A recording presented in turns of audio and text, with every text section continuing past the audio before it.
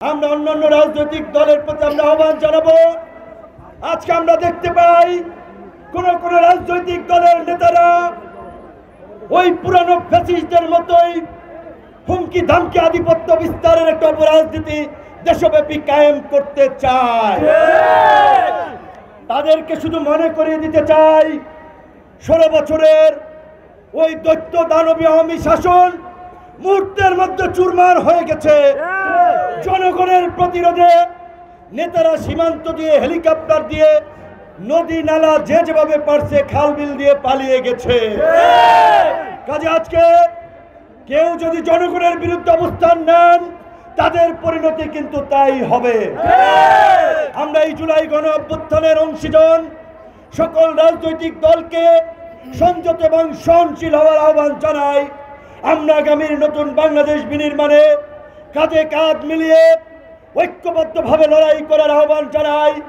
দেশকে এগিয়ে নিতে সংঘাত সহিংসতা হানাহানি মারামারি মুক্ত একটা নতুন রাজনীতির প্রতিষ্ঠার অঙ্গীকার আমরা গণ অধিকার পরিষদের পক্ষ থেকে করছি।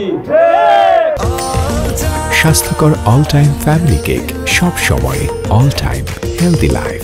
একটা কথা বলছি, আওয়ামী লীগের আমলে শেখ হাসিনা আমাদেরকে সিটের অফার দিয়েছিল, পয়সার অফার দিয়েছিল, ফ্যাসিবাদের সাথে আপোষ করি নাই।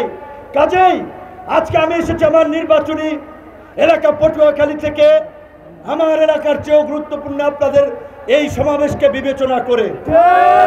সুতরাং আমরা 2-4টা সিটের জন্য কারো সাথে জোট করব না, এটা পরিষ্কার করে বলছি। যদি দেশের প্রয়োজনে জোট করি তবে অবশ্যই আজকের এই পট পরিবর্তনে গণ অধিকার পরিষদের যে ভূমিকা, সেই যৌক্তিকতা এবং ন্যায্যতার বিচারে যদি কারো সাথে সম্মানজনক আসন সমঝোতার ভিত্তিতে জোট হয় হবে, কিন্তু ওই 2-4টা আসনের জন্য গণ অধিকার পরিষদ জোট করবে না।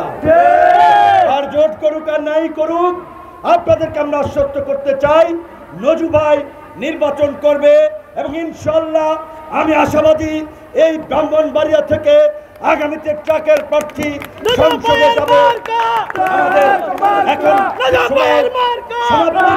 ট্রাককে নবীনগরের জন্য নজু ভাইয়ের হাতে তুলে দিলাম। আমাকে আপনারা যেখানে ডাকবেন সেখানে আমি আপনাদের কাছে চলে যাব।